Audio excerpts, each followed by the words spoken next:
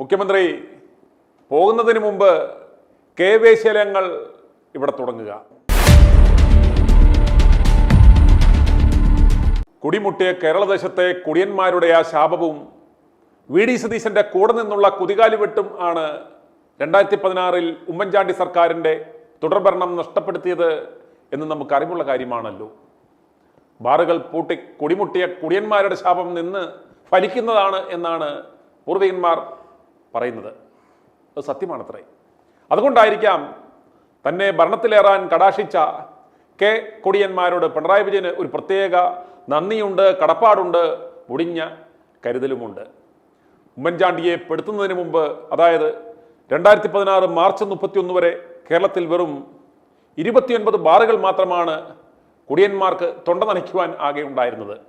ഘട്ടം ഘട്ടമായി മദ്യനയം കടുപ്പിച്ചാണ് ഉമ്മൻചാണ്ടി സർക്കാർ ബാറുകളുടെ എണ്ണം 29ലേക്ക് താഴ്ത്തിയത്. എന്നാൽ ഘട്ടം ഘട്ടമായി മദ്യ ഉപഭോഗം കുറയ്ക്കും എന്നും പറഞ്ഞു വന്ന പിണറായി സർക്കാർ എന്താണ് ചെയ്തത്?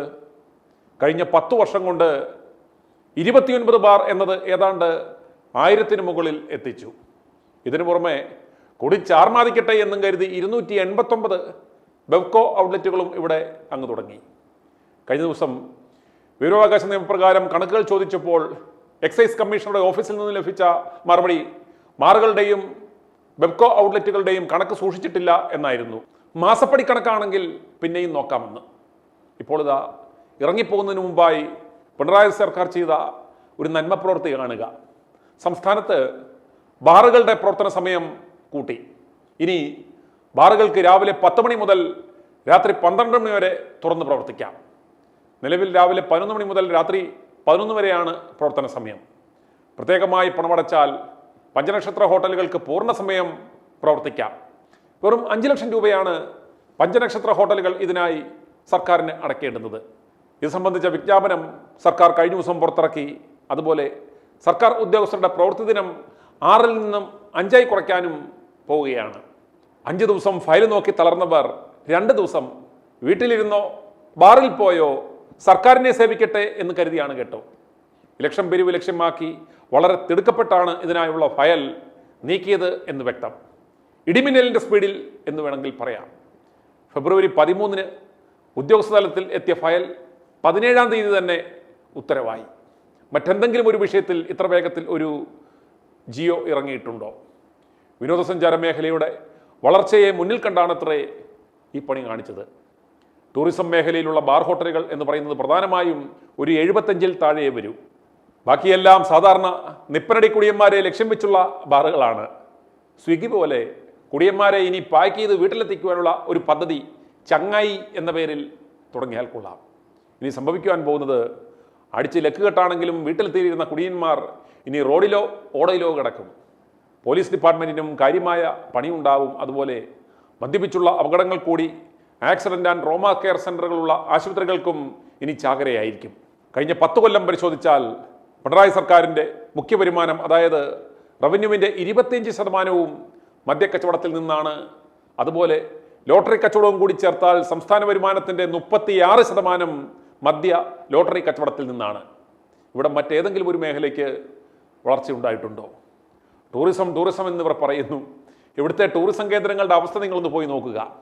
കോവളം ബീച്ചിൻ്റെയും ആക്കുളം ലേക്കിൻ്റെയും ഒക്കെ അവസ്ഥ എന്താണ്? കൊച്ചോസോപ്പ് ചിറ്റിലപ്പള്ളി നടത്തുന്ന വണ്ടർല മാത്രമാണ് സാധാരണക്കാരൻ്റെ ഒരു ടൂറിസം സ്പോട്ട് എന്ന് പറയാവുന്നത്. പിന്നെ ഒരു ശരാശരി കേരളീയൻ്റെ ഒരു എൻ്റർടൈൻമെൻറ്റ്, ഒരു ടൂറിസം പരിപാടി എന്ന് പറയുന്നത് ബിവറേജിൽ പോയി ഒരു ജവാനെടുത്ത് തട്ടുകടയിൽ നിന്നും ഒരു ബീഫ് ഫ്രൈയും മേടിച്ച് വല്ല കലിങ്കിനടിയിലും പോയിരുന്ന് 2 എണ്ണം വീശുന്നതാണ്. അല്ലാതെ എന്ത് എൻ്റർടൈൻമെൻ്റാണ് വിജയ ഈ കേരളത്തിലുള്ളത്? പോകുന്ന പോക്കിന് മുമ്പ് പിണറായി സർക്കാരിന് ചെയ്തിട്ട് പോകാവുന്ന, ഉറപ്പായും വിജയിക്കുന്ന ഒരു പദ്ധതിയുണ്ട്. വേശ്യാലയം. ഈ വേശ്യാലയം എന്ന് കേൾക്കുമ്പോൾ ചിലപ്പോൾ ഒരു വൈക്ലഭ്യം തോന്നാൻ ഇടയതുകൊണ്ട് അതിനെ വീട് എന്ന് വേണമെങ്കിൽ പറയാം, കളിവീടെന്ന് വേണമെങ്കിൽ വിളിക്കാം. എല്ലാം തകർന്നടിഞ്ഞ് മുടിഞ്ഞ് മുണ്ടക്കോലെടുത്ത് നിൽക്കുന്ന യുവജനങ്ങൾ ഉപജീവനത്തിനായി നാട് വിട്ടു പോകുന്ന ഈ നാടിന് നിലവിലെ സാഹചര്യത്തിൽ പറ്റിയ കച്ചവടമാണ് ഞാൻ പറഞ്ഞത്. സർക്കാർ ഉടമസ്ഥതയിൽ വേശ്യാലയങ്ങൾ ഓരോ വാർഡിലും തുടങ്ങുക.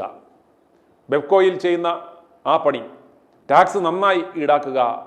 ഇതിന് ഒരു പ്രത്യേക വകുപ്പുണ്ടാക്കി കൊട്ടാരക്കര കൊണേശനെയോ കൊല്ലം കോഴിയെയോ ഇതിൻ്റെ ചെയർമാനായും ഇരുത്തിയാൽ പിന്നെ തിരിഞ്ഞു നോക്കേണ്ടി വരില്ല. ലവന്മാരുടെ കടിയും മാറും, സർക്കാരിന് വരുമാനവും കിട്ടും. വേശിലയങ്ങൾ തുടങ്ങുവാൻ മുതൽ മുടക്കേണ്ട ആവശ്യമില്ല എന്നതാണ് അതിൻ്റെ ഒരിത്. പണിയായുധങ്ങൾ അവനവൻ തന്നെ കൊണ്ടുവരും. ഡിപ്രിസിയേഷൻ അഥവാ തേയ്മാനം എന്നൊരു ഘടകം ഈ കച്ചവടത്തിൽ ഉണ്ടാവില്ല എന്നതാണ് അതിൻ്റെ മറ്റൊരു ഹൈലൈറ്റ്.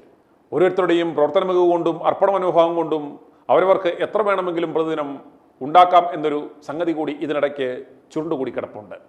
ഇപ്പോൾ തന്നെ സർക്കാർ ഉടമസ്ഥതയിലല്ലെങ്കിലും പോലീസുകാരുടെ ആശീർവാദത്തോടെയും അവരുടെ ഉടമസ്ഥതയിലും ഇതുപോലെയുള്ള കേന്ദ്രങ്ങൾ സ്പാ എന്ന ഓമനപ്പേരിൽ ഇവിടെ നടപ്പുണ്ട്.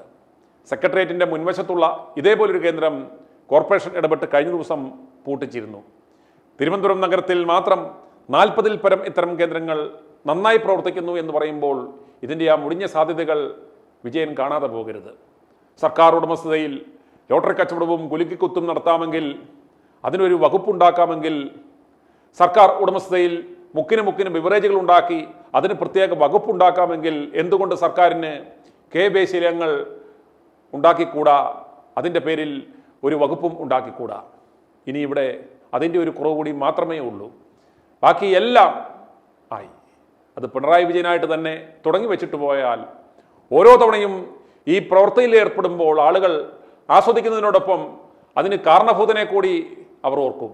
ആ സ്മരണമതി നമുക്ക് മൂന്നാമതും മുടിപ്പിക്കുവാൻ ഒരു അവസരം കിട്ടുവാൻ. മുംബൈയിലെ ചുവന്ന തെരുവ് പോലെ കണ്ടോ, അതിലും ഒരു ചുവപ്പുണ്ട് കേട്ടോ.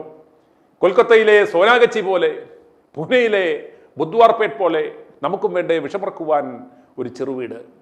ഇപ്രകാരം ഒരു പദ്ധതി കൊണ്ടുവന്ന് ഉദ്ഘാടിച്ചിട്ട് നമുക്കൊരു പുതിയ തെരഞ്ഞെടുപ്പ് ക്യാമ്പയിൻ സ്ലോഗൻ ഉണ്ടാക്കണം. ഇനി കളി കാര്യമാകും. ഇപ്രകാരം ചെയ്തു നോക്കി, തുടർഭരണം ഉറപ്പാണ്. ഈ വീഡിയോ മുഖ്യ പിടിച്ചുവെപ്പുകാരൻ ശശിക്ക് ഇഷ്ടപ്പെടുമോ ആവൂ. അണ്ണൻ പോലീസിനെ വിളിച്ച് പതിവ് പോലെ എനിക്കെതിരെ ഒരു സുവോമോട്ടോ കേസെടുക്കുവാൻ നിർദ്ദേശിച്ചാൽ പതിവ് പോലെ ഞാൻ ആ പാട്ട് പാടും. മലരേ നിന്നെ കാണാതിരുന്നാൽ. ഒരു കാര്യം മറന്നു, പാലക്കാട് ഡിസ്റ്റിലറീസിൻ്റെ അടിച്ചാൽ ഏൽക്കാത്ത ഒരു സാധനത്തിന് പേരിടുവാൻ നാട്ടുകാർക്ക് സർക്കാർ അവസരം നൽകിയിരുന്നു. ആ മത്സര വിജയിയുടെ പേര് പ്രഖ്യാപിക്കുകയാണ് പുഷ്പലാഷൻ തേഞ്ഞിപ്പാലം. അദ്ദേഹം എത്ര അടിച്ചാലും ഏൽക്കാത്ത ആ ബ്രാൻഡിന് സജസ്റ്റ് ചെയ്ത പേരിതാണ് സതീശൻ. സതീശൻ എത്ര അടിച്ചാലും ഏൽക്കില്ല. i2i News, an eye for truth. i2i News subscribe ചെയ്തിട്ടില്ലാത്തവർ ഇപ്പോൾ തന്നെ സബ്സ്ക്രൈബ് ചെയ്യുക. നോട്ടിഫിക്കേഷൻ ലഭിക്കുവാൻ ബെൽ ബട്ടണും അമർത്തുക.